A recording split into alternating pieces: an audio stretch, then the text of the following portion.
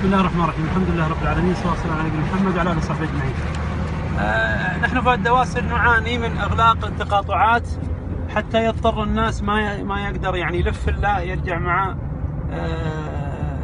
الإشارة، إشارة بنك الراجحي، يعني من الأنصار إلى إشارة بنك الراجحي، أو تضطر مع زحام هذا التقاطع الثاني أغلق. أنتم شفتوا قبل شوي تقاطع اللي أمام مصنع بلكة المطرف، وهذا التقاطع الثاني عند سوق الهرم، والتقاطع الثالث أمام النقل الجماعي، يعني يزدحم الناس ويتقاتلون أمام مجمع الملك فيصل. الآن بدأ الزحام، لاحظوا، شوف هذا كيف خطر الشارع من فوق الرصيف، والناس الآن بدأوا يخطرون الشارع من فوق الرصيف.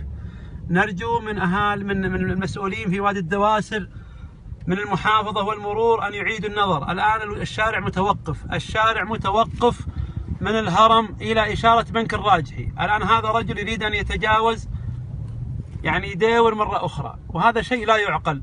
نرجو إشاعة هذا المقطع حتى يصل المسؤولين.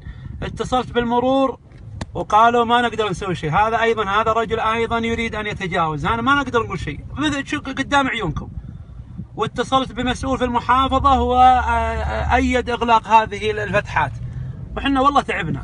يعني شوف الآن حتى الناس يعكسون الشارع، شوف لاحظ عكس الشارع، وانظر إلى الغبار، هذا هو. نرجو إشاعة المقطع. الشارع متوقف الآن، ليس للناس اللي عند مجمع الملك فيصل أو من الإشارة. هذه كارثة. هذا شخص آخر، لاحظ الشخص الآخر رقى الرصيف، ما للناس حل. نرجو إعادة النظر في هذه الفتحات. الله يسعدكم يا محافظة. شوف الآن عكس الشارع، لاحظ أنه عكس الشارع، ما للناس إلا هذا الحل. فأرجو إعادة النظر. الله يوفقنا وإياكم. أرجو نشر هذا المقطع.